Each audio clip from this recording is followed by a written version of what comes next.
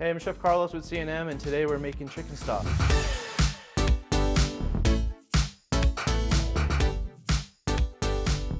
Okay, so first step is we have to make our sachet. So we're gonna grab our cheesecloth, our fresh thyme, our black peppercorn, our parsley stems. After we have all of our spices in there, we're gonna now make the sachet. We're gonna wrap it. So we're gonna essentially get all the corners together. This is a classic traditional way to extract all the flavor, but also keep all those items within this cheesecloth so I don't have to worry about those items in the liquid. It's easy to pull it out when when the chicken stock's ready. It's a very convenient way. So after that, we're gonna twist the top, and then we're gonna just tie a knot. Next step, once we have our sachet, we have our large stock pot. We're gonna grab our chicken bones.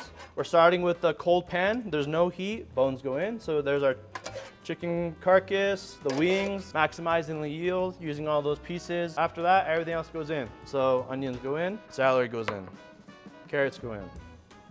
Now, a couple things with the sachet is, since you have a little bit of string left over, classically, they'll put it inside, and they will wrap it on the handle. However, again, if I didn't have cheesecloth or butcher's twine, not a problem. You could literally just throw all the spices, everything in together, because we're straining it at the end. We're gonna be just using the liquid of chicken stock, okay?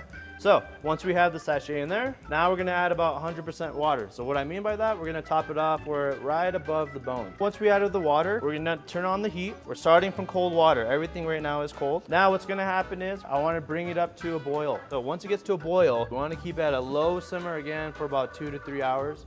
Throughout the cooking process, we want to make sure we're skimming it, okay? So we're going to remove a lot of the impurities. So a lot of different fats, a lot of different impurities. It's kind of like this brownness that you're seeing. We're going to skim it. We don't want any of that, okay? We're going to grab some kind of device, a ladle, spoon, doesn't really matter. We're going to skim the very top. It's called skimming. So we're going to start from the rim, and we're going to just barely touch the top, and we're going to just try to skim the impurities.